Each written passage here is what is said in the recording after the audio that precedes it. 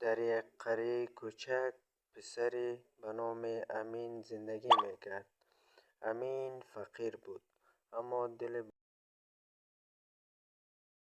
بزرگ داشت. هر روز با امید از خواب بیدار می شد و آرزو داشت که روزی بتواند زندگی بهتری برای مادر پیرش بسازد. مردم قریه او را یک شخص مهربان و صداقت می شناخت. روزی از روزها امین در راه بازار یک بکس پر از پول را پیدا کرد. او می توانست تمام پول را برای خودش نگه دارد اما وجدانش اجازه نداد. امین تمام روز را در بازار گشت تا صاحب بکس را پیدا کند.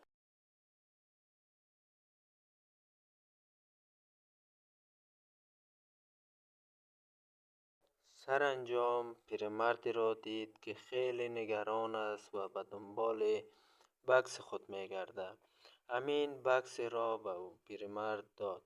پیرمرد از صداقت امین بسیار خوشحال شد و گفت: پسرم، انسان با صداقت همیشه سربلند می شود.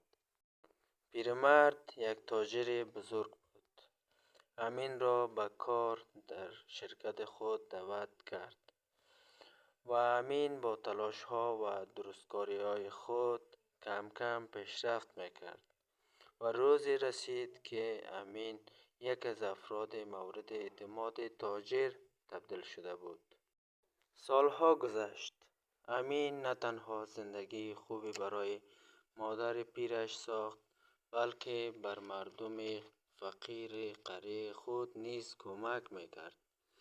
امین همیشه بر مردم خود می گفت: صداقت شاید در آغاز سخت باشد اما در پایان زیباترین نتیجه را می دهد. تشکر از شما دوستای عزیز. انشالله که خوب باشید. چینل یوتیوب ما را سابسکرایب کنین و زنگوله را فشار بدین.